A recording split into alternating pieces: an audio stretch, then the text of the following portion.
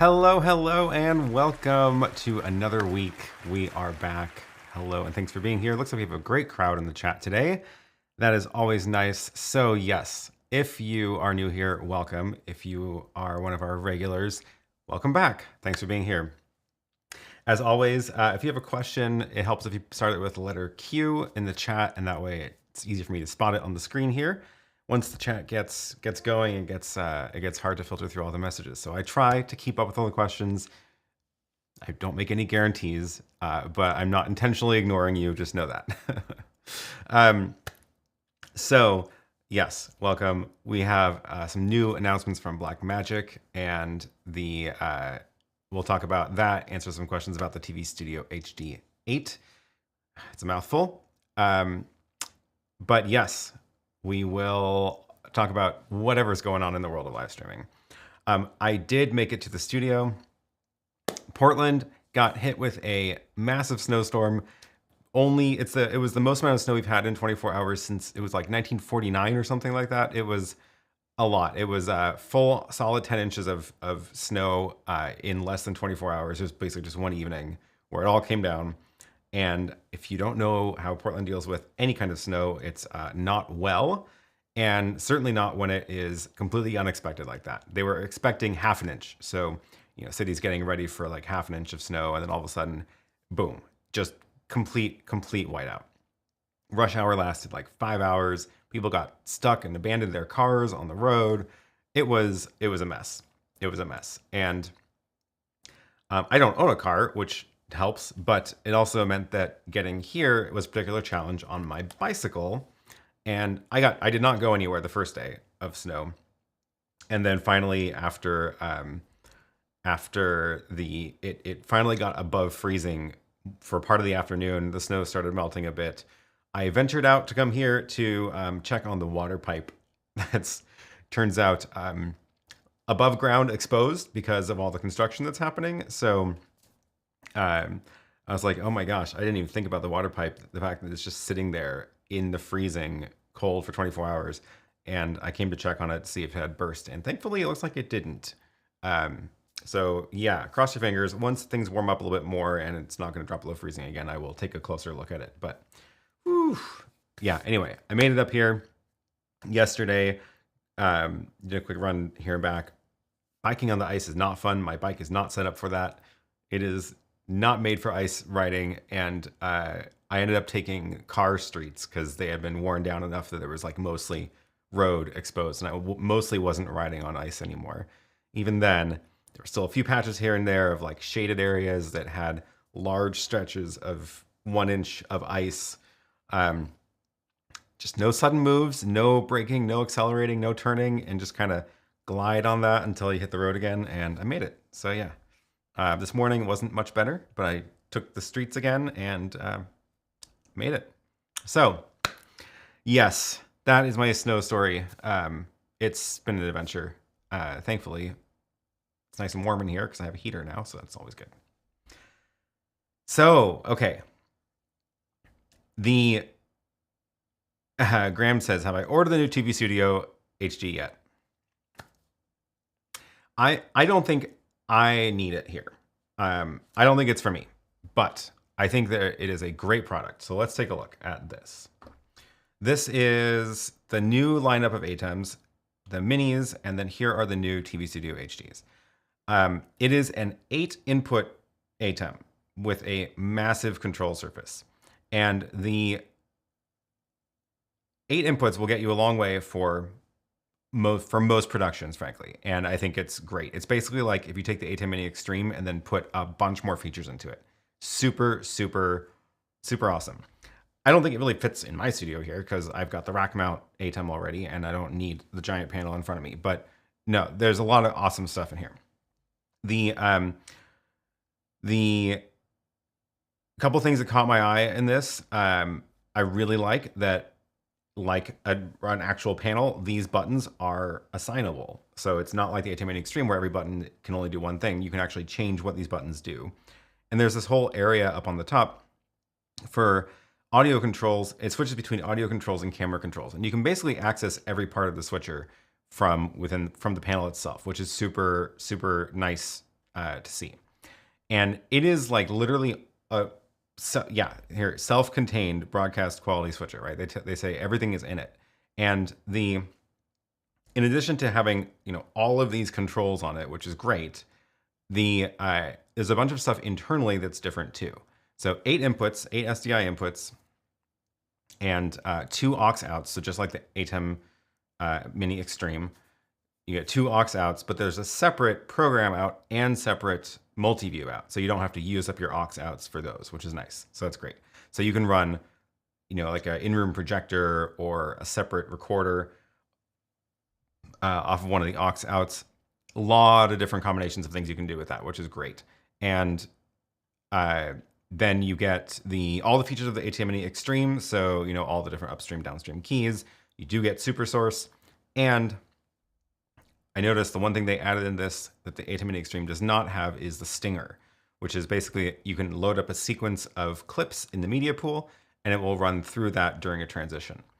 And that is not in the ATEM Mini Extreme, but it is in this one, which is really cool. And then one of the other really interesting things they did, well, first of all, it's got this like Ethernet switch inside of it, so you can actually use this as the main hub of your gear. So if you're using this, if you do want to use Companion, for example, you could plug a Raspberry Pi into that network jack, and it just is your network. You don't need like a separate router, which is super cool. But one of the incredible things they did was every one of the 8 inputs can switch between being SDI in or RTMP in. You can actually stream from a camera or another ATEM Mini into this box. So that is pretty cool. pretty great for some interesting remote studio workflows. It's basically like a streaming bridge. It's like having a streaming bridge or 8 streaming bridges built in. So that is super cool. Did not expect that, frankly, at all. And then the other thing they like built in that is a complete surprise is the Blackmagic Cloud Store or Cloud Pod. Now I forget which one it is. The little box that is the Cloud Pod. So this little thing, basically you plug in a USB drive into this, and then it is it's a network drive, but it can also sync to Dropbox and Google Drive. And they put that into the box, into the ATEM, and you can add a 2 terabyte SSD into it to get 2 terabytes of storage that can also sync to Dropbox and Google Drive. So it seems like they're going way more into the like remote hybrid production world with this, which is really interesting to see. So yeah, okay, let's see. What are the comments coming in here? Oh yes, and Maddie is a big deal as well. So like the Constellation 4ME and 8K, this has Maddie audio, so you can grab all your audio channels out into a real mixer, or vice versa. You can add audio channels into the ATEM from an external mixer, and then that's what their little microphone thing was for. So their little, they have this microphone thing. What do they call it?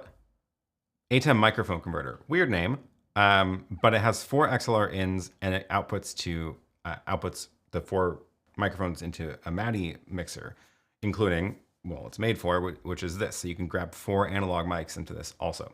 Very cool. But yes, Stream Bridge in each channel is amazing. Nils says, I think the best feature is the T-bar.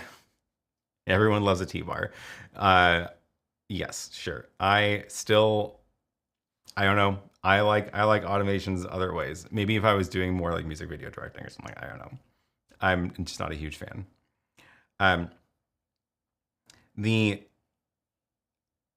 Yes, Pat says it's still just a 1ME. So this is what I think is interesting.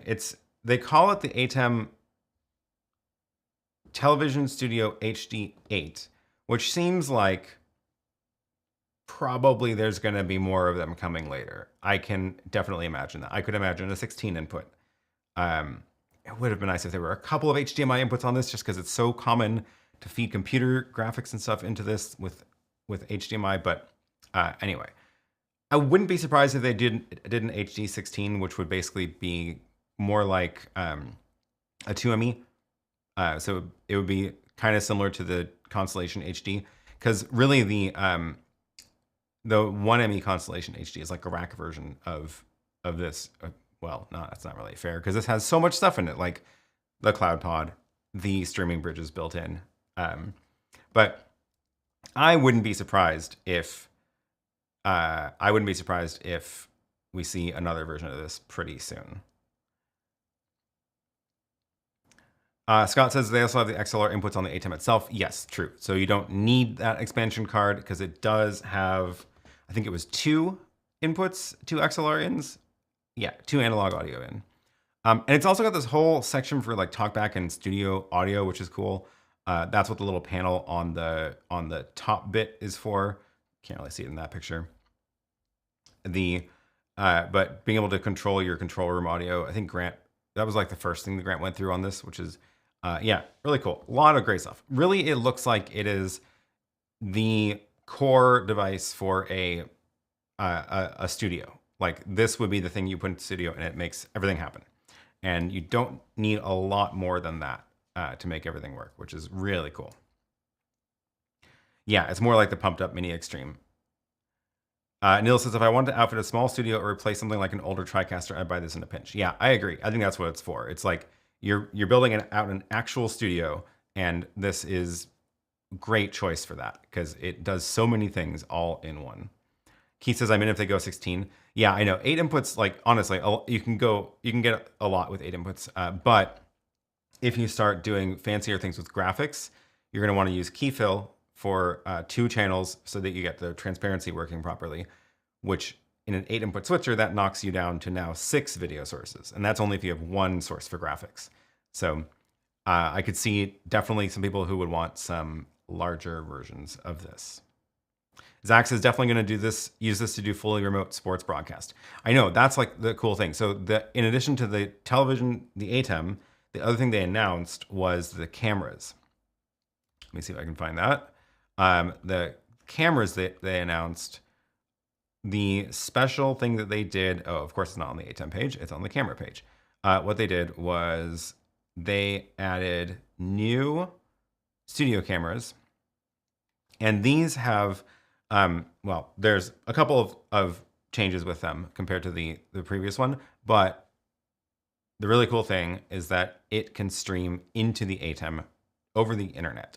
So if you give this an internet connection somehow, like Ethernet or I think the USB, right? They didn't plug in his phone to it. But this will stream over the internet into the ATEM.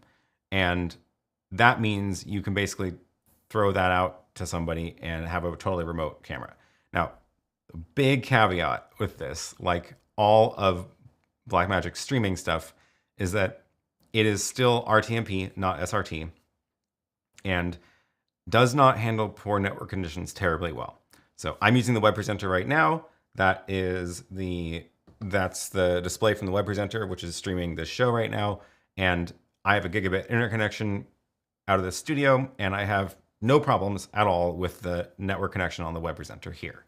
However, if I take this into out in the field somewhere where I have bad internet, the web presenter doesn't handle the bad internet very well. So I'm assuming, obviously haven't actually tested, but I'm assuming that the cameras are using the same encoder that the web presenter and the ATEM use, which will all have the same problem. So I hope they can do something about that to fix that. But it just means that you're going to want to make sure that you have a pretty solid connection to internet connection from the camera.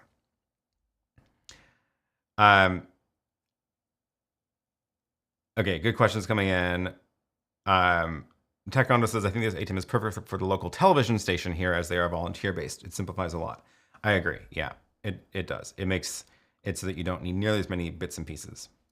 What did I do with my notes? There it is. I was trying to remember if there were other things that they put into this. 8 streaming bridges, Ethernet switch, Blackmagic Cloud Pod, and then, yeah, of course, the control surface on the top. And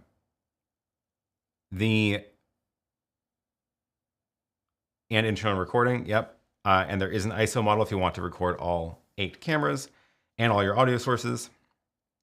Robert has a very good suggestion. I wish the built-in video storage would also be built in HyperDeck. That I'm actually kind of surprised they didn't, frankly, based on how many other things they crammed into this, but it would have been very cool if you could also play back clips from internally. Might as well, right? At that point, once you're building all that stuff into it, especially if you have a 2 terabyte SSD into it, yeah. Would this fit into my case? Well, I have that rack now, and that's not moving. So, I don't know. It's not made for putting into a rack. It's made for like putting onto a desk. It even has these little tabs that extend slightly out past the surface, or past the main control surface. You can see how it's a little bit extended there. And that's so that you can cut out a thing into your desk and drop it in for flush mounting. Would look so good. It would look so good. Christopher says, Maddie was a very frustrating choice. They should have made it a digital card slot and offer different options. Most importantly, Dante. That would have been interesting. Yeah, it is. I'm not surprised that it's Maddie because they already have Maddie audio support in other models. But would have been cool to have it be an expansion card like the X32 mixer down there, which you have to add in a separate card to get Maddie or Dante.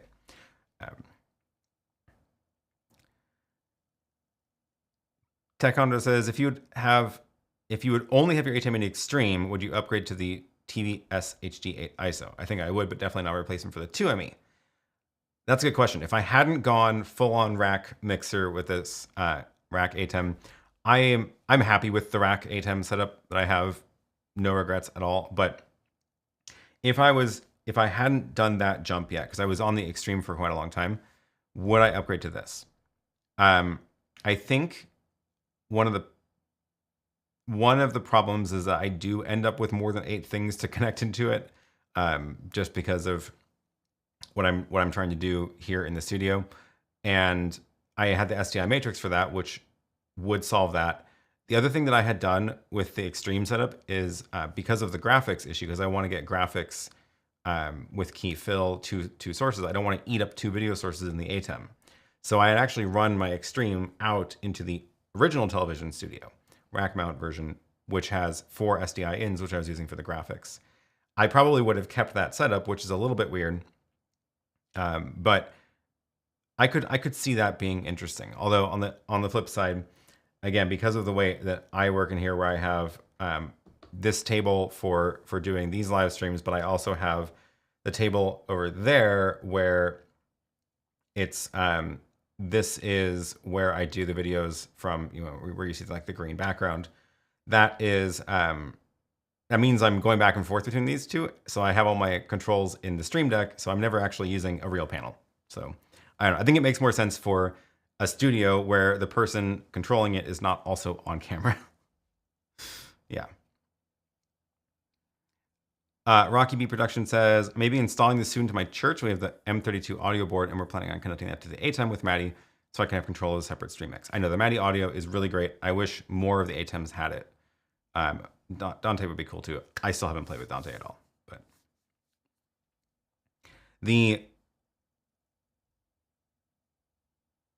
it's always nice to have an old video hub laying around if you buy this one, but just like you say, a 16 input would be really nice. Yep, I agree.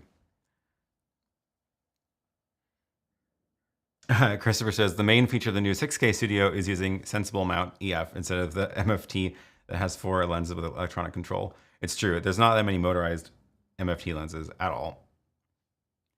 Okay. Oh my gosh. So many comments coming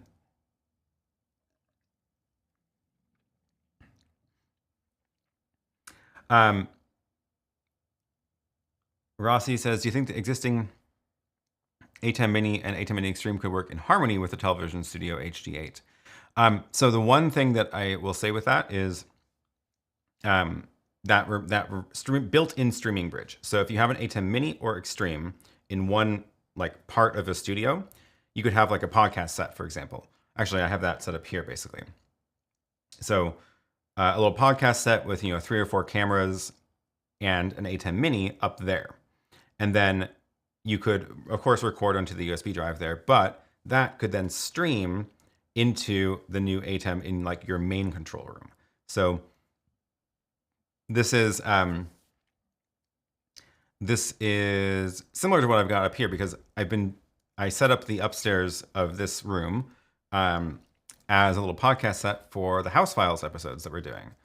The latest one, or latest edited one, we filmed up there. This is let me go mute that. There we go. I will drop this in the chat in case you're curious, but this is House Files Solar Panel Edition episode, I guess is a better name for that. This is a podcast where we're talking about building out this triplex and all sorts of decisions that get made. But we've been doing these at home until now, but I really wanted to have like a dedicated set for this where we can just come in and quickly record an episode and not have to pull out lights and tripods and wires and stuff. So this is what the set looks like now. It's shooting into a corner, 3 cameras, a wide one and a close-up on each of us. And these are my old Lumix G7s that I used to use down here. So I just put them upstairs and now they are, now they live up there. And I have an ATEM Mini Pro up there, Pro ISO for doing ISO recording. And that, it's great, standalone, self-contained little mini studio up there, but I could, of course, stream from that ATEM Mini down into my streaming bridge in this studio down here to mix it with a larger show. And that would, of course, work without running a physical wire or across any amount of distance as long as the internet connection is good enough. And I think that is a great combination of an ATEM Mini with the new TV Studio HD8, would be for those kind of remote production setups. That is a lot better than trying to stream all 3 of those cameras down to here and mix it down here, right? That way it only is one video feed over the long run. Okay, any other questions about this? Oh yes, there are. Can you use a string bridge locally with an ATEM Mini Pro as a sub switcher delay? If you're on like the same network, the delay is so little that it's not going to do what you want. It's like under half a second if you're on the same network. So it's not really, and you don't get any control over that either, of course. Did I figure out the web presenter glitch? Did I update the software? I did. Yeah, the little flickery thing, I haven't seen it again, but again, you tell me. It was appearing around here in the video feed, so it was most obvious when I have a chat message on the screen, because then the text flickers. And I wasn't seeing it on my monitor here because it was only in the H.264 encoding that it does. So it shows up on YouTube, but I never was able to see it here. I don't think I've seen it come back since that update. So that was nice. So they fixed that.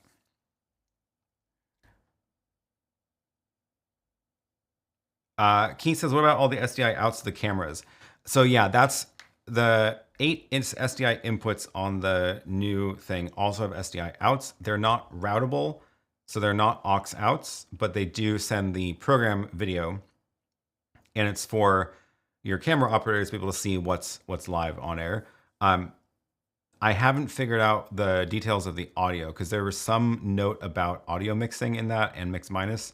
I haven't been able to figure out exactly what that means in terms of how much control you get over what audio gets sent back. I will try to figure that out.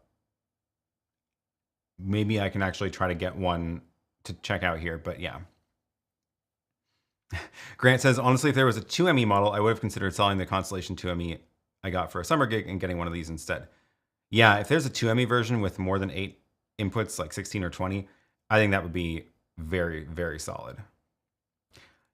Is the built-in streaming bridge in both designs or just the ISO version? I think it might be only in the ISO version. I think you're right. Let me see if there's any notes about that. Let's see. It was in SDI video. Where is it? Where do they put it? They put it in the streaming sources. This is the ISO version. Do they have that in the HD8? I don't think they do. Yeah. Okay. It is only in the ISO version. So that's the big difference. You get the streaming bridge receivers in the ISO version and ISO recording. Very cool.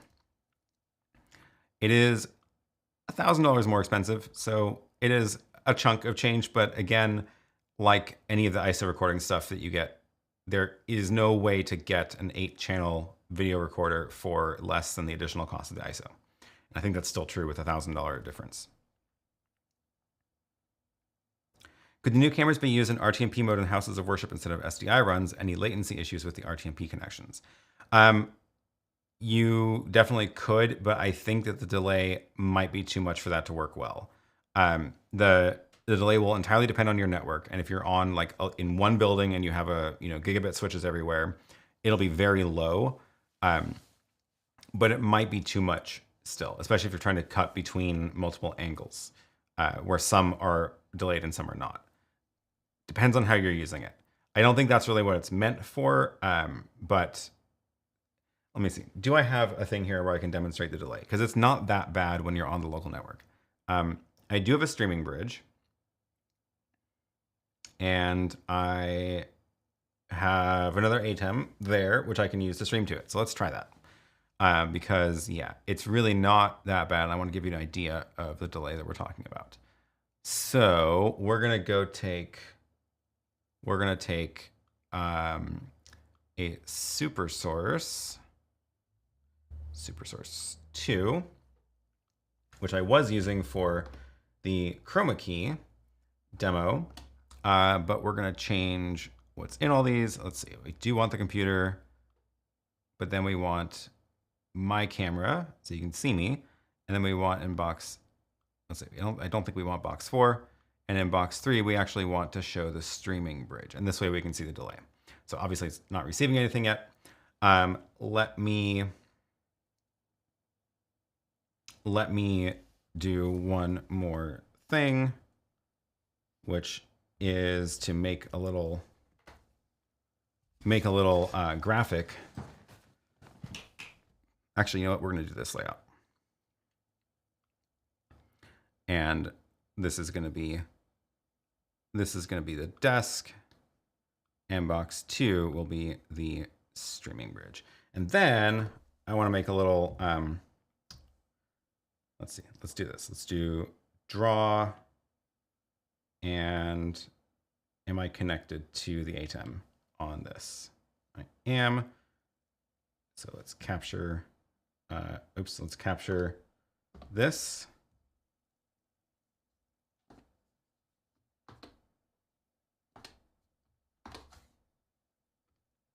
Okay, and then I can draw on this. So this will be live.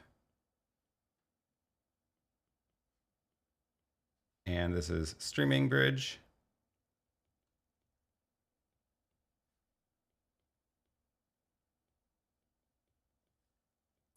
That is easier than, that was easier than doing that in Photoshop. And now when I cut to this, there, okay. So let's set up the streaming bridge and get that video in there. SDI Pro ISO. What is on my, I need to change what goes out to the ISO. So we're going to take that camera and output to live stream. Let's see if this is set up. It is, okay. So this is the delay you get on a local network. This is, both of those are connected to the same network switch, gigabit switch. So this is about as good as it's going to get. And that's the delay. So it's like half a second or something. Do I have a timer I can output? I think I do. What is this?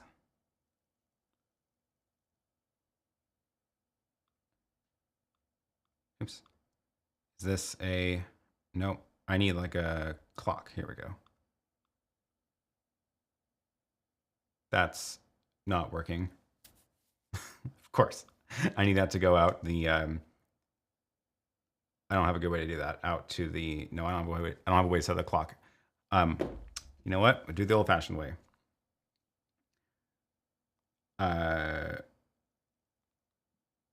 Put it on my phone and put it on the screen. Here we go. I can't focus in that close.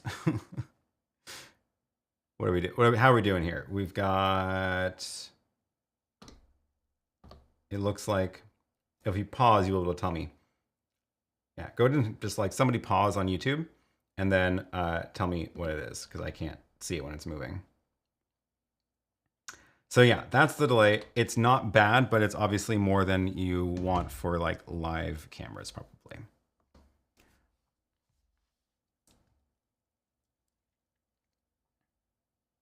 Didn't I have a video for testing the latencies? You are correct. I sure do. Although it's actually meant for testing smaller delays than that, I think. Half a second? Yeah. The, yeah, the clip that I have would show you a delay within 1 second, because it does have these little ticker marks across the bottom. It is this thing. And the problem is that if your delay is more than a second, you can't tell. So it's just a 1 second loop.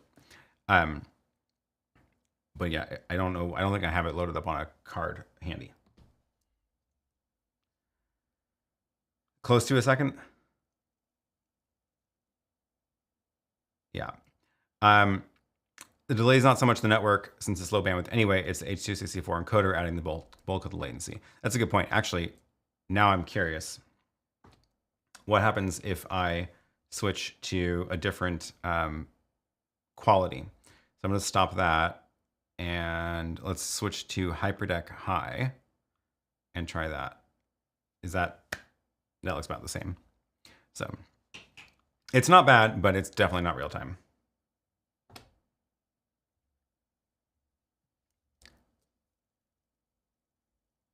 Can you stream other sources such as the BGH1 into the new ATEM TV Studio? Don't know yet. Don't know yet. You cannot do it into the streaming bridge. The streaming bridge only accepts video from the web presenter or the ATEM Minis. I have a feeling that will also be true for this, because it's probably the streaming bridge built in. And I wish they didn't do that. It's mostly an artificial limitation, but I get why they do it, because they would be dealing with a lot more support requests if people were sending random encoders to it and then things weren't working right. But I wouldn't count on it, but if I do manage to get my hands on one of these, I will absolutely test that.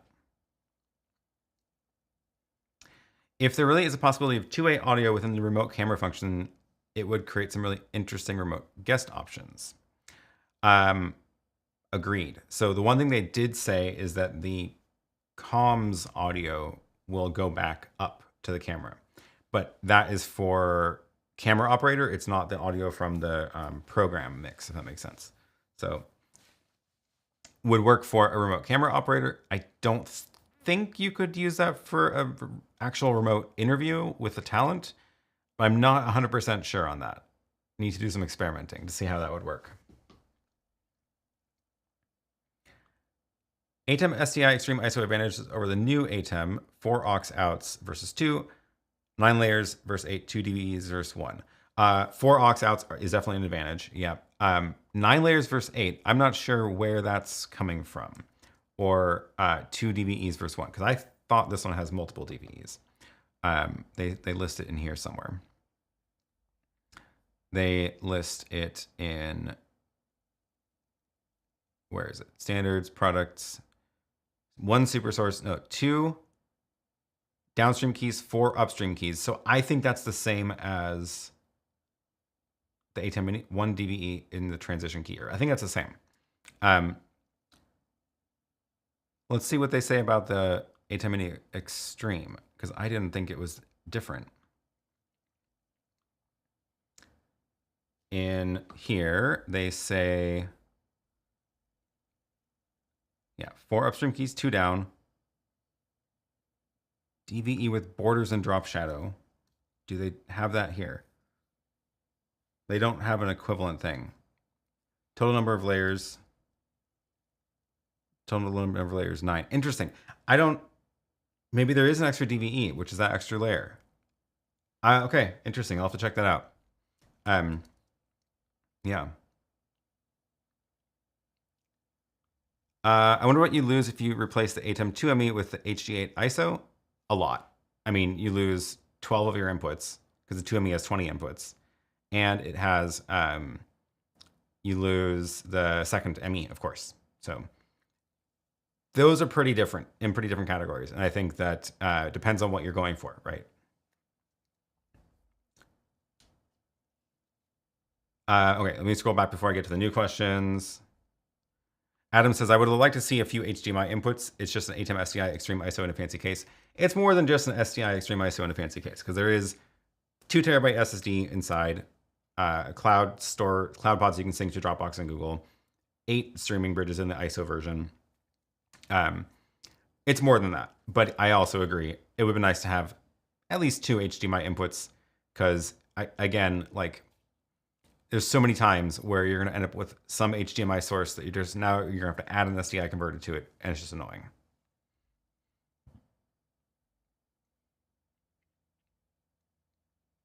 Hopefully at NAB they release an external Terranex box with 4 or 8 streaming bridges in the side of it for remote broadcasting with the Constellation. That seems well within their own possibility now that we've seen them put 8 streaming bridges into a device. I agree. I think a rack mount version of an 8 receiver would be very cool. Adam says 2 terabyte SSD is only for limited time. It's included for no cost for a limited time, but the slot is there, and you can always add 2 terabyte SSD. It's just that they're going to give you one for free for the first, I don't remember exactly what they said, first little while of sales.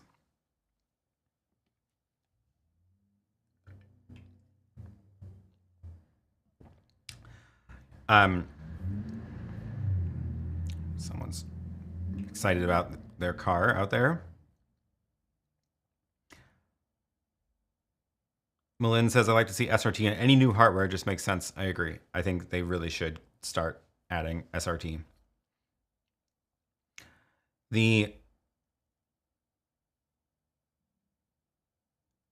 Can I connect the Go XLR to an ATEM Mini Pro for the audio mix? Ooh, Go XLR. I'm trying to remember what that one is. That is the... Oh yeah, that's this little box. If there's like a line out, then yes. So that's what you need to look for, is a line output. I don't remember if...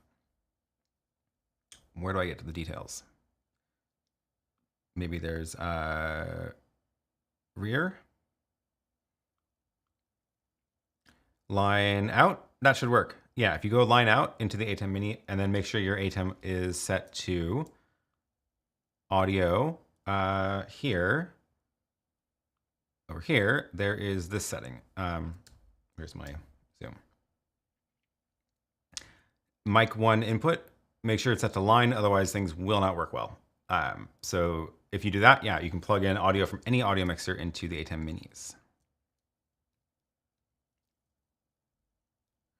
Florian says, what are the benefits of SDI now that optical HDMI can provide reliable long cable runs? Is it just because it's industry standard?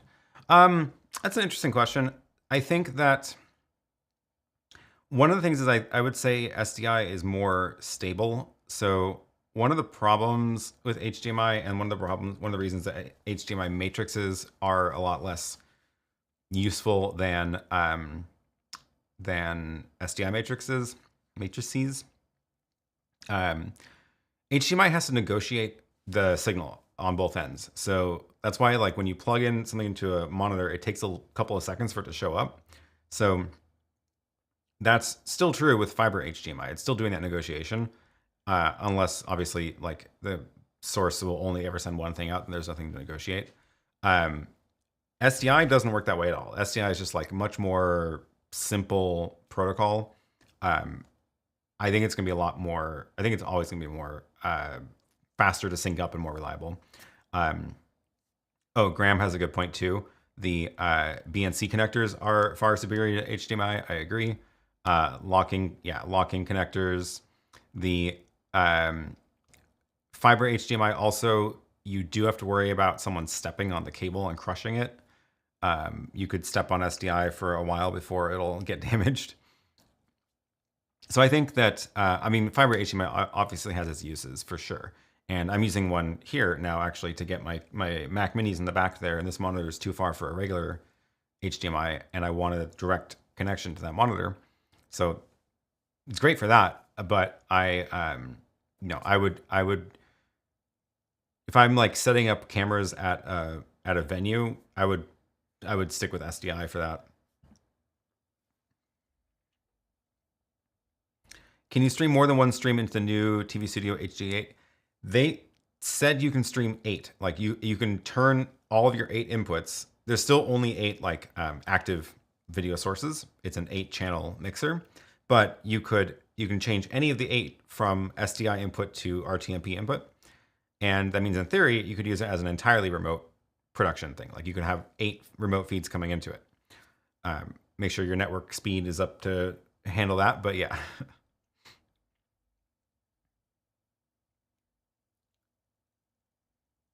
What do I think of the Blackmagic design Decklink quad HDMI recorder capture card? I've never used one. It looks solid. I've heard no issues with people who have one. And if you have a computer that is set up to be able to handle that, then great option. I don't have the Mac that has the slots in it, so I always end up using external devices like that. So I'm using the Thunderbolt Ultra Studio connected to the Mac Mini over there. But yeah, if I was building out a PC version of this or I had the bigger Mac with the slots, yeah, great. Raul says, I was wondering if I could combine the ATEM Television Studio HD8 ISO with the 2ME Constellation HD. You could, yeah. One of the things I guess you could do with that is use the Constellation as kind of a matrix, because you get a bunch of outputs in the Constellation. So the 2ME has 20 aux outputs. So you could, for example, run 8 of your outputs from the Constellation into the larger one. I'm not quite sure what I would do with that, but at least it would be a quick way to give you 20 inputs into the mixer. But there's no streaming thing built into the Constellation, so you can't like do the remote thing. You need the ATEM Mini for that. So definitely could combine it. I don't think I quite know what I would do with that combo.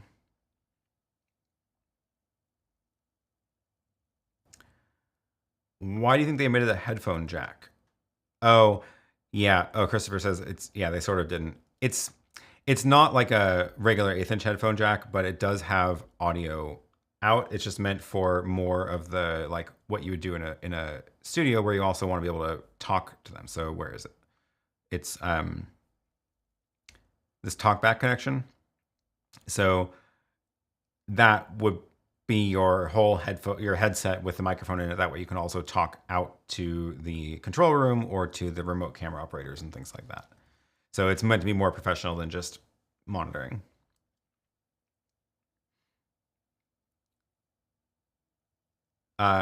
Cool. Okay. Oh, BNC is also easy to repair and re-terminate. That's a good point. If your fiber HDMI cable breaks, you're out of luck pretty much. But if you do damage the end of your SDI cable, you could replace the end of it. The tools for that are not terribly expensive.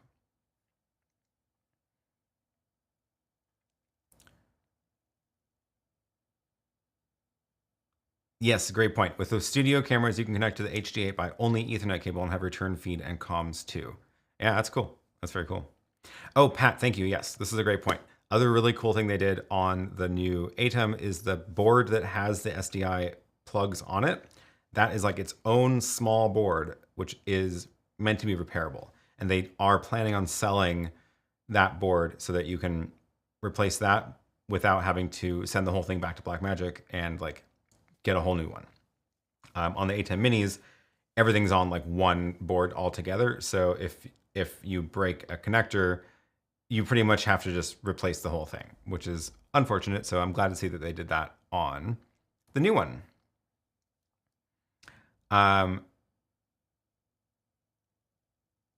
Media Zone says, what's your thoughts about teasing the gigabit Ethernet on ATEM Extreme, ATEM Mini Extreme 2 years ago?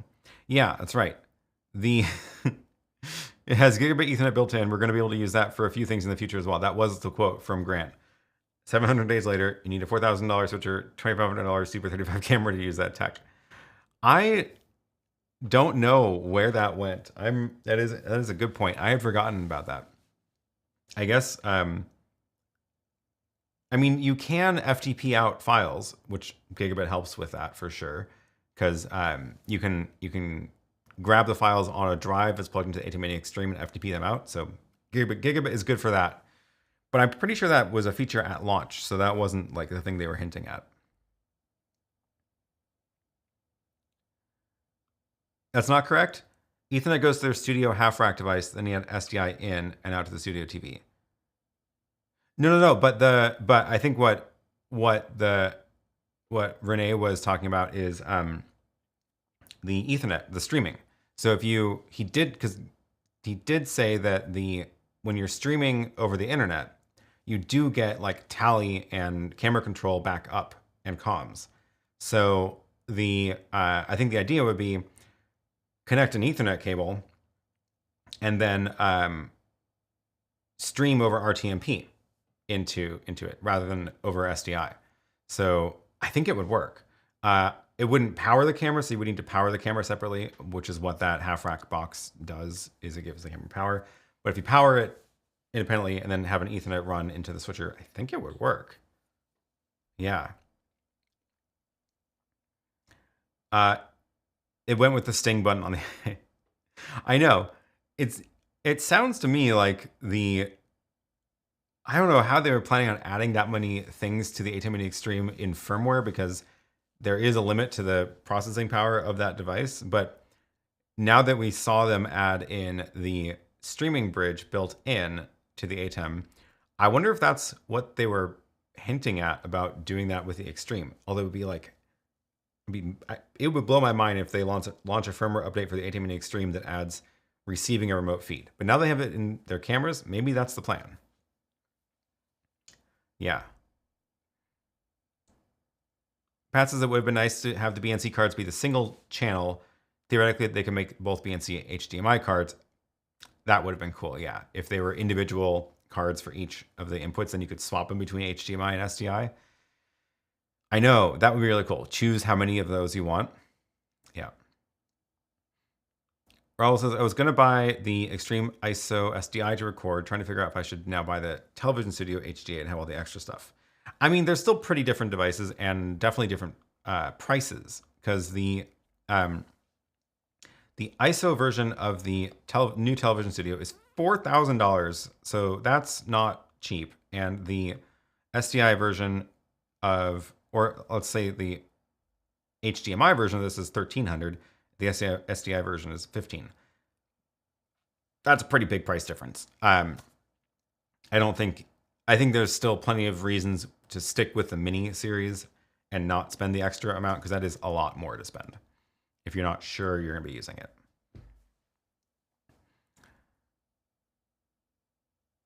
Eric says, one might need to upgrade to a 5 gigabit optical internet to handle the 8 RTMP incoming to their home studio.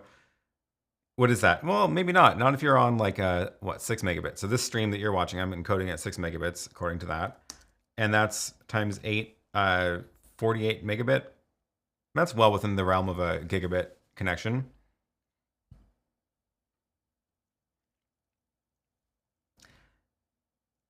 Eric says, this is some kind of record of viewers, 181 people watching right now. Don't forget to like this video. Thank you for the reminder. Please do give us a thumbs up.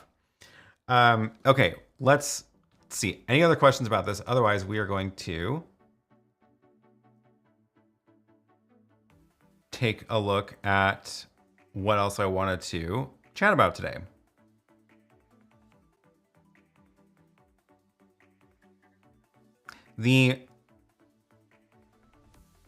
Oh, yes. Taekwondo says, Blackmagic has a bad habit to add unusable buttons. Audio on the advanced panel. Yeah. Cram. Aaron needs people to continue to buy the ATEM Mini series until he has designed a stand for the new kit. No.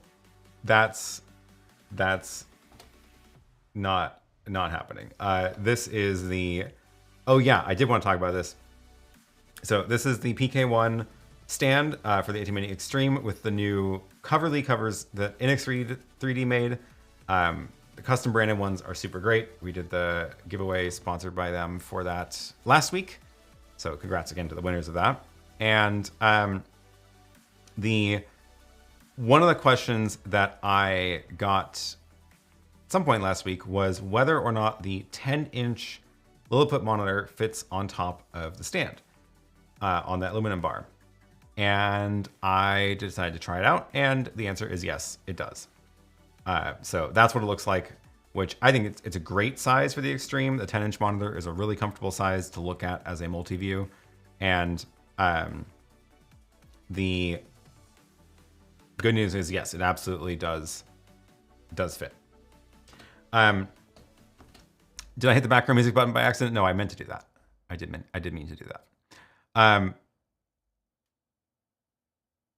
PK1 desk incoming. Maybe. Can you design a cover for the stupid faded black button? Oh yeah. One thing I thought was really interesting about the new models is Grant made a point of pointing out that the fade to black button and the stream buttons have these little shields on the side, these little things that come up that mean you can't just like accidentally slide over it. So it's not quite a cover, but it does reduce the chances of hitting it accidentally. No, that's one of the nice things about this though, is that if you're not using the buttons because you're doing all your show automations through Companion, then covering it up means no one's going to accidentally hit the fade to black button, for example.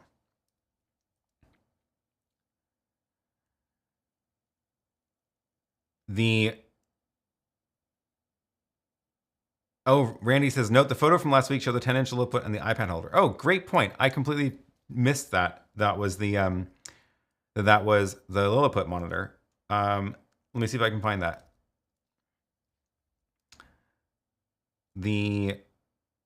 Where was it? Where was it?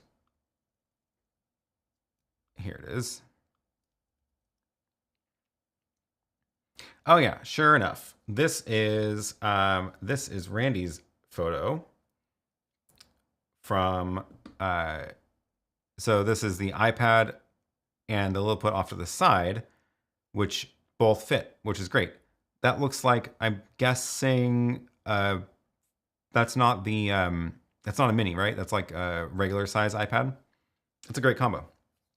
And yes, I didn't really realize that is in fact what the 10-inch monitor looks like. That's great. Where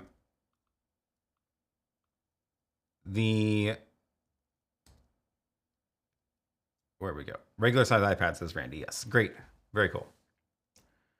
Now's your chance to create friction fit plastic covers for those buttons. Oh, good point. Good point. Alexander says, will the stream to the new ATEM be in sync? In sync with what? I'm guessing it's gonna have the same delay that we saw on the streaming bridge. So half a second on this local network. It gets a little bit worse if you're farther away. Spots says, thank you for contributing amazing information to the pro audio and video community. I appreciate it. Thank you very much. Okay. Speaking of, I wanted to share an update that I just did about my live chat plugin. So I didn't realize, but there's this channel Airline Videos, which is does streams of watching airplanes land at LAX, which is really fun. And he's using my chat plugin and had a couple questions about it yesterday. I have not seen a chat so popping with activity as his.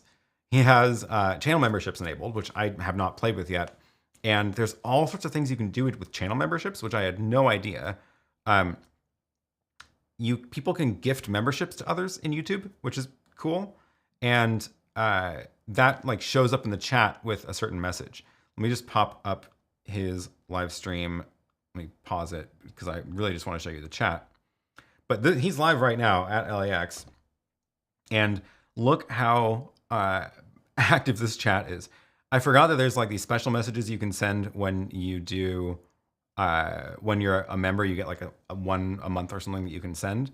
And then let's see if he's had any people gifting lately. Oh, it looks like it's scrolled off already.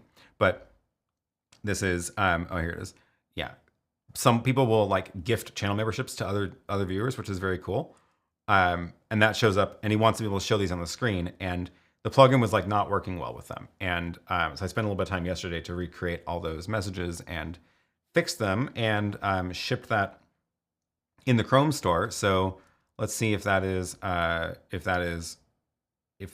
been approved yet, because I just submitted it yesterday. Here, I'll drop a link to this chat overlay plugin is here. And they updated it already. Cool. So 0.35 version 0.35, if you're using it, it should auto update in Chrome if you've installed it. But that fixes upgraded memberships, gifting memberships, milestone chats, and I fixed super stickers because I didn't realize those were broken, but those were broken before. So yeah, very cool. 3.2K likes. Yeah, these streams are, look how many people are watching. 4,200 people watching right now. Yesterday's had like 5,000. It is amazing. It's fun to just watch airplanes, and he has like he does a behind the scenes stream too. And the behind the scenes stream is showing what his setup looks like, which is not what I was expecting. Camcorder, so I guess really good analog optical zoom in the camcorder, solid tripod, and then all these screens to watch the chat and stuff. And I guess he's running everything through OBS. I saw on a different angle OBS running on his laptop, but I would love to like interview him about his setup. So we'll see if we can make that happen. He's got 355 watching the behind the scenes stream too. Dr. Jade says another live streaming community is Emily D. Baker. She's currently live streaming. Oh yeah. I actually watched a bunch of her stuff about the Britney Spears stuff. She also has a lot of people on her lives and a great, really active chat. The commentators know all the flights coming and going, the plane types and all the things. Yeah, they do know their stuff. But the one of the ways you can know what flights are coming and going is, check this out. If you go to this ADSB receiver site, this is like a crowdsourced antennas that track planes. Then you can see, oh, there's a plane about to land. What is it? Oh, it's a Boeing 777 200LR, and let's see, this one's on the runway. This one just landed, just came in, Southwest Airlines flight. When they take off, this one probably just took off, right? Yeah. It's fun. I actually stuck an antenna on my roof here and connected to a Raspberry Pi, and they have like software you can install on a Raspberry Pi, plug in a big antenna, and ship data to them as your receiver hears all the chirps from the planes. It's a lot of fun. It's cool.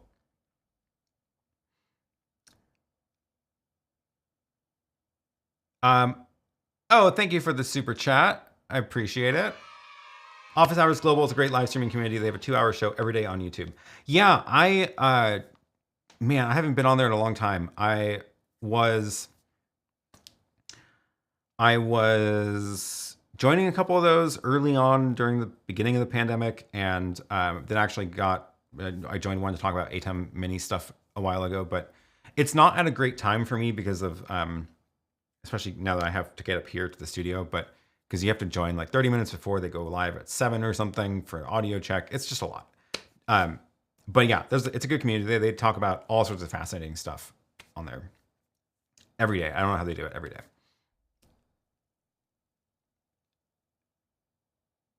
Do you know what the new ATEM software update includes? I think it's just like support for the new models.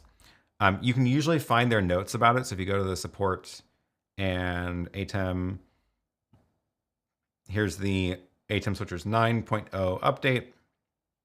This will tell you sort of what's in it. So support for the new ATEM Television Studio HD8 range. This is just saying they fixed things and they don't want to tell you what they fixed. But I haven't actually downloaded this because I don't have the HD8, obviously. If you download this and install it, and then you go to the ATEM Setup app, when you click on this button, it'll like pop up and say there's an update available, and it also might not do that. So let's see, this one's on version 8.6.3, but my ATEM setup is 8.10. So the ATEM Mini ISO just hasn't had any updates to it since 8.6.3. So there's nothing to install. They ship all the firmware in for all the ATEMs in like the same thing. So just because there's an update in the list doesn't necessarily mean your ATEM is getting new features. But yes, if you haven't updated ever, you should definitely check because they do fix things often. Live ATC mobile app paid gets you live ATC control tower channel audio. Oh yeah, they pipe in the air traffic control audio also into the stream. I don't know how they're doing it. I would love to ask them, but it might just be through a radio because if they're right there, then you just grab a receiver. You could probably also track weather balloons and microsatellites with your Pi. Yeah, yeah. Well, see if I can find some software to do that because I don't want to write that software. Do you think they'll release a Blackmagic ATEM TV Studio 4K? And what about the lineup of ATEM Minis, ATEM Mini Extreme 4K? I don't know. I'm really like, I am not very confident about what I expect from their 4K plans. 4K, it's just a lot more data and a lot more processing, and that requires more cooling. So it's like, it's a lot to just, you can't just like turn on 4K mode trivially. And I don't know. It's also not like actually doing live stuff in 4K is not really necessary for the most part. Obviously 4K ISO recording would be very nice. So yeah, I don't know. I kind of doubt we'll see 4K ATEM minis just because I don't think that they'd be able to pack enough cooling into that form factor. But obviously rack mount is fair game, and they've already got the 4K panel version, the older Television Studio Pro 4K. So it'd be very cool to see a new 4K rack though, which is probably the next thing, right? Because these are the 4K versions, which are the old style, missing a bunch of the new features.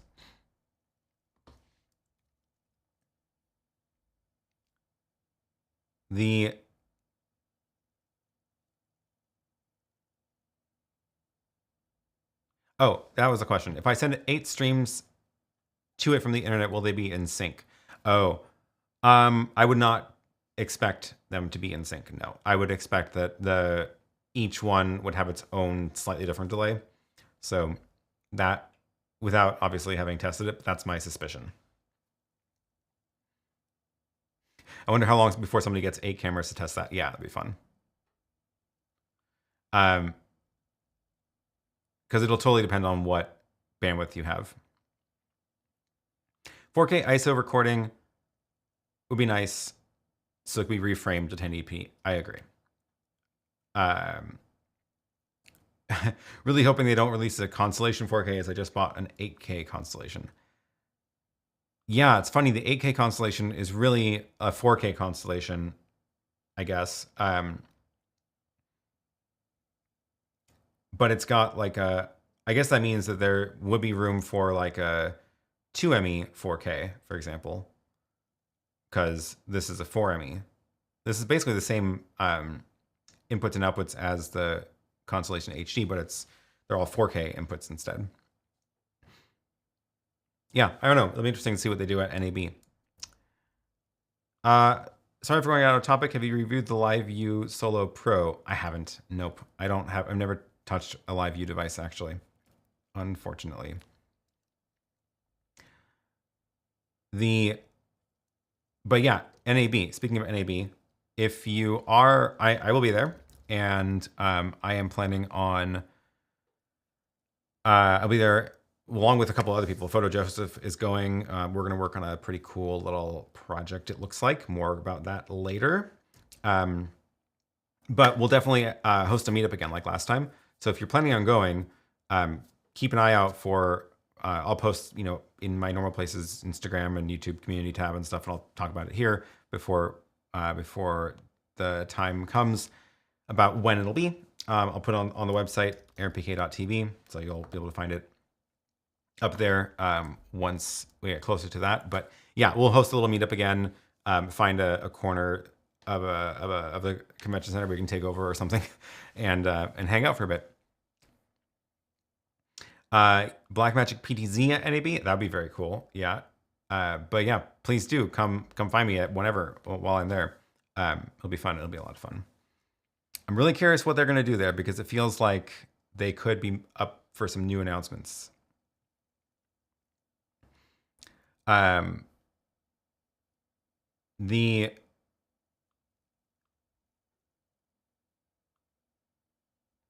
yeah, back on the house files. Let's see, let me close these tabs that are accumulating. I just like watching the planes on even that website. That's pretty fun. So the house files, it's been a lot of fun to be able to actually get this stuff the content out.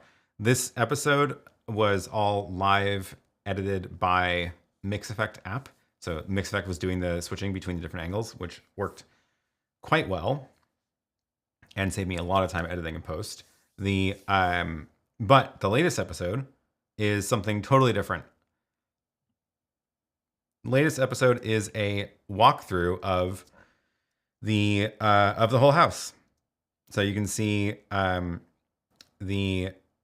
let's see where we get upstairs, getting up into the kitchen, and talking about the bar area. So a lot of fun. We filmed this while it was while it had been dry for a little while, which was nice. And this was actually all on Lily's Osmo Pocket. Eric says, yeah, the soggy plywood castle. I'll drop that link in the chat. The soggy plywood castle. But yeah, full walkthrough of if you're curious about like what the layout's going to be and how many rooms there's going to be and stuff like that. That's the video to watch now. So at some point, I'm going to do a video about the fiber connection between this room and the studio up there, because we're going to end up with a fiber video connection on between the two studios. So that'll be so that if Lily wants to stream down into here or me up into there for whatever reason, we can do that kind of stuff. Scott says your remote mic seemed to be cutting in and out on that video. So actually, we were only using the one mic. The DJI Pocket 2 itself has a wireless mic that pairs to it directly, so you don't need to connect a receiver. And however, it only has one mic capsule. So we were handing off the mic whenever we were on camera, but sometimes the other person who was filming was like shouting. So whenever that happened, I put the text on the screen because the audio was really bad because they were like 10 feet away. That's what it was. But yeah, the mic itself, like the audio didn't drop out during any of the bits. MediaRex connection. Looking forward to NAB. Thank you for the super chat. I appreciate it. Yeah, I am also looking forward to it.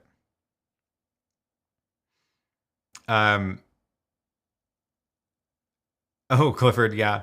I was expecting a drone fly through, especially going full height in the lobby. At some point, I will do this. At some point, I will, for sure. The challenge is I need to get propeller guards first because I don't want it to smash into a wall and then crash. And or get the FPV drone and then figure out FPV flying. I am not that good of an actual drone pilot, but yeah. Super chat cheer volume is quite low. Oh no, maybe that's affecting why the music was low for me too. Did I just turn everything down too much? I wonder if that's what it is.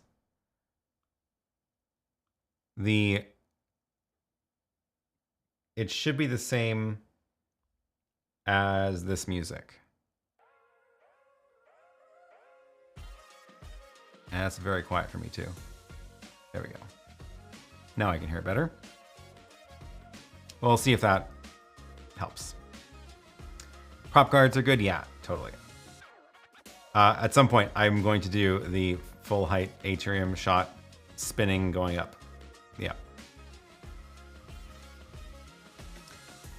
Hi, Aaron and everyone. I did the update and I can see the sources tab. I'm using a Mini Pro. I'll have to try it with the streaming bridge to see if it works.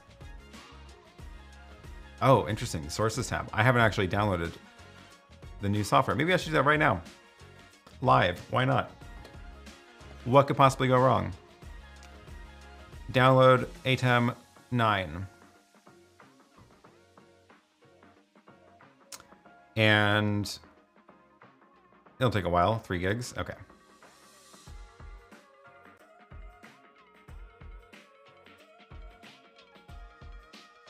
Carl says, late greetings from Rancho Mirage, California. I hope the weather has been okay down there. It's been quite the storm up here.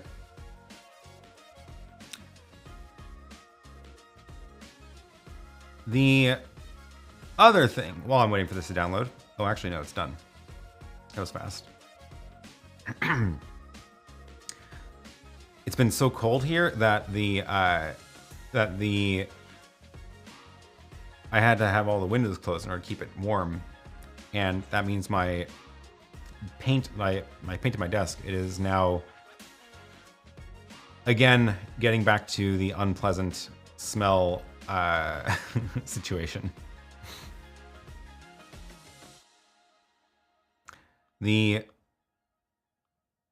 Okay, I'm installing this. It'll take a while. Carl says prop guards will limit your altitude to 90 feet over a weight issue. There is no rules about flying inside. FAA does not control indoor airspace, and now that there's a roof on it, it is no longer FAA territory. So also my house is not 90 feet tall. I just want to fly inside without worrying about running into walls. But yeah, if you do tell it that you've installed the prop guards, it will cap the height. That's not actually an FAA rule, but there's there are some rules about the weight limit, about 250 grams. But once you get your license, it doesn't really apply anymore until you start talking about flying over people and moving cars, and at which point none of that applies right now anyway, because you can't get a drone that has the right category markers because they're not actually selling them that way yet. It's a whole thing. Anyway, DJI would like you to believe that the 250 gram rule is like the only thing you have to worry about.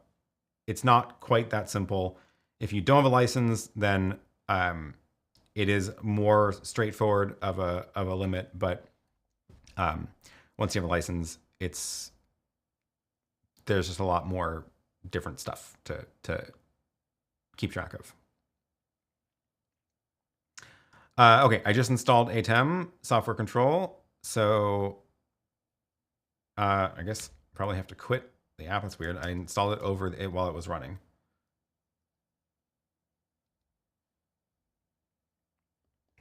It is version 9. Here it is. And now we've got, let's see, sources. Oh, hasn't it been called that for a while? I feel like it was called that before. I don't remember that changing. No, I don't remember what it was. Literally a minute ago. Audio. Yeah. I don't think anything changed in here about these ATEMs. When do they add a power to the mic option for the ATEM Minis? Oh. Does that mean 5-volt power source for the low end or 48 volt? No, it's not 48 volt. It's just for the like the little mini microphones that require power. I don't remember when they added it, but it's been there for a while, I think.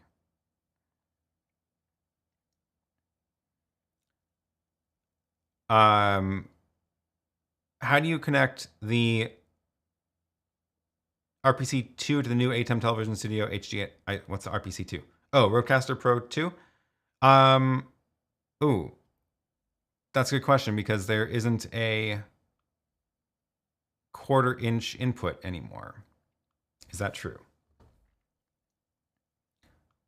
Trying to find the back of it. Because now there is analog audio out. Oh, I forgot. They have RCA inputs. You could use that. That would probably be easiest. I totally forgot they have the RCA inputs. See, this is the thing.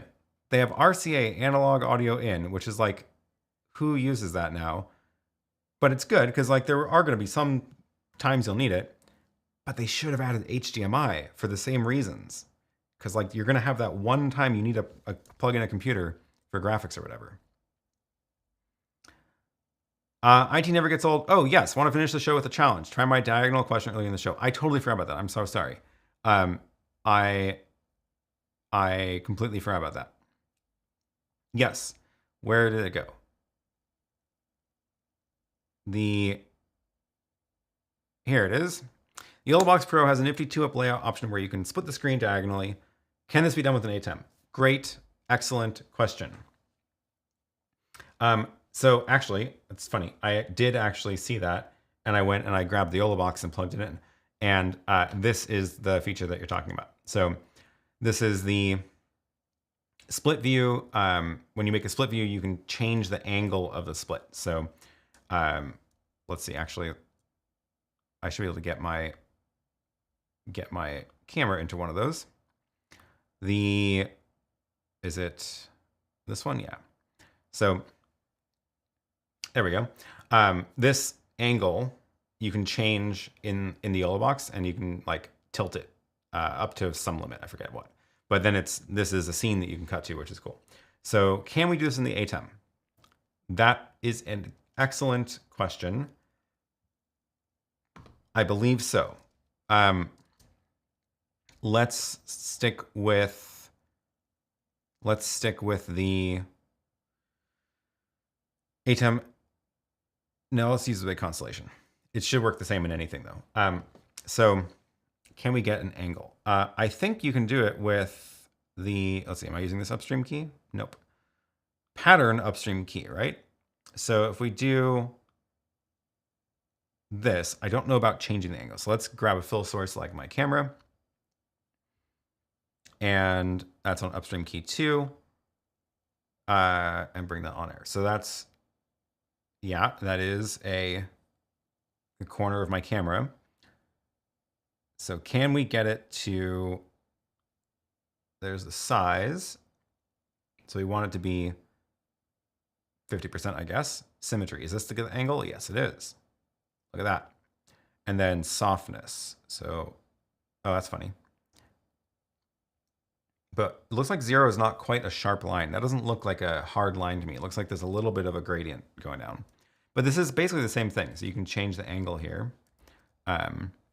Zoom in so you can see what I'm doing.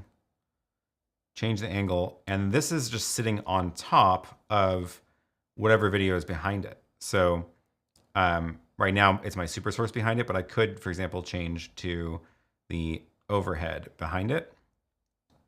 And now that's the overhead camera, and I can just turn that on. So it's not exactly the same as the Yolobox because this isn't a thing I can cut to, whereas on the Yolobox, for example, it got stuck on the screen because I didn't press the buttons in the right time. On the Yolobox, you can see that like it is a source, so I can change from my camera to a different camera to the split view. On the ATEM, it's not quite the same because it is an upstream key, so I can turn it on and off, but I can't. So I have to make sure I make a macro to time it well. Let's see, what else can we use for that? I think that's the only thing that you can do that would have an angle, because I don't think that the DVE masks are going to be just rectangles. So I think, yeah, I think you have to do it in the upstream key. Yep. Oh, good question. Can you add a border? You have to use a downstream key for it. So with this on, if I wanted to add a border, I would have to make that in, I have to like slap it on top with a downstream key, right? So I've got plenty of downstream keys left because I have 4 in this one, but let me see if I have, we can make one really quick. If I go make a 1920 by 1080, getting it to line up, I need to snapshot that, but let's just get it close. We need to make it transparent. And then I will just, let me get rid of this. I need to draw a line. So where's my line tool? I've been trying to use Affinity Photo and stop using Photoshop. I actually stopped paying for Photoshop a while ago. And it's been mostly fine. Mostly fine. I haven't felt that limited. Some of the things are a little bit different, but overall, I've been pretty happy. And it's nice not to pay $50 a month. So here is approximately the angle. Let's export that.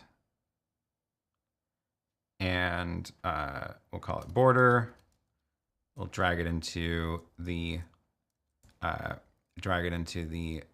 media pool into some sort of slot on input 4. And now if I bring that on air and take downstream key 4 will be the media player 4. It is pre-multiplied. That should, there we go. Okay, so I was only a little bit off. So I should be able to change my upstream key to work. So let's just shrink it a little bit till it gets there, and then change the size or the angle to match the angle of that line, which looks, oh, I almost had it. There we go. There we go. That worked. So now, now I've got two things to keep track of. I've got the upstream key, which is the video source, and I've got the downstream key, which is this line. So if I want to cut away from this, I would, at this point, make a macro, which would disable both of those at the same time. And make a macro to turn both on as well. So not too bad, not too bad. And the problem, one of the other problems is as I use my other buttons to switch between camera angles, it's not going to turn those off automatically. So that's the kind of thing that's a little bit more time consuming or fiddly to get working in the ATEM compared to using other kinds of switchers that have those kind of effects built in, but not too bad. That was quick. Great question. Thank you for the suggestion on the border. I forgot about that. Will that DVE state be saved in software control? Another really good point. If you are making changes like this, always make sure you go up to File and click Save Startup State. That way it'll come back to this state when you power back on. Okay, we are coming up on the end of the show. And, oh, good question. Why a macro instead of companion? Why a macro? For this, I would say because you can't afford a single frame of an error.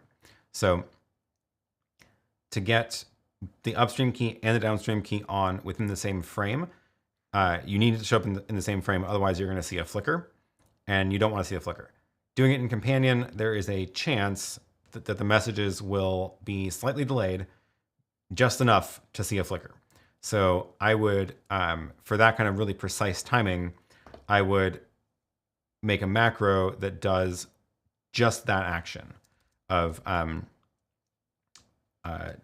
call it USK2 and DSK4 on, and record that on air. And what that does is, let's turn those off. Now I can run this, and you should not see a single frame where they're separate. I need to do USK2 and DSK4 off. I need to do the opposite also. Turn those on and then turn them off, and that should record the off action. And now we should be able to go back and forth. So like that and like that. If I do this in companion, there's a chance that sometimes they won't run at exactly the right time, and you might see a frame of only one or the other, which would look wrong. What I would do is I would then trigger this macro from companion probably. So I would make a button that would, like when I want to change my camera angle, for example, I would change the camera angle and run this macro to get that effect off.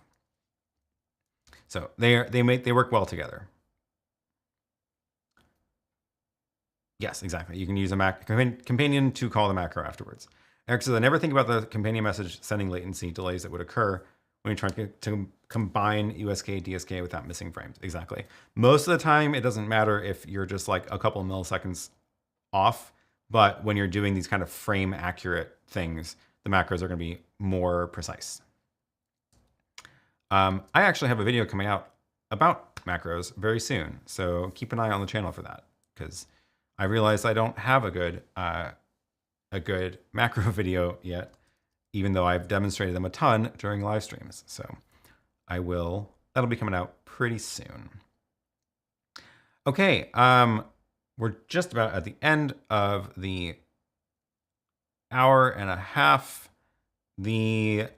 Let's check in on Lily's studio to see if her stream is up and see if she has any questions. Looks like the countdown is running. There we go. Get the audio off. There was a question about Lily's stream. Oh, yes. Did I get to update Lily's chat so more visible for long questions? I didn't do anything for it specifically because it should just be a setting on the font size. And I don't remember if we did that on her computer or not. There's like a setting in the extension for the font size. So if you go into the extension options, where is it? Active comment scale. This is how you can change to see more of the comment on the screen. It's not a perfect system, but yeah. I don't remember if we did it on her computer, so we'll find out soon. But yes, it looks like she is ready to roll.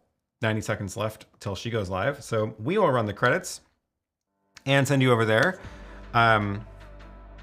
very shortly. I don't know what she's talking about today. We'll find out. I'm gonna hang out in the studio today in the nice warm air and work on some more projects here. I think I'm gonna try to film a video today, maybe that macros one.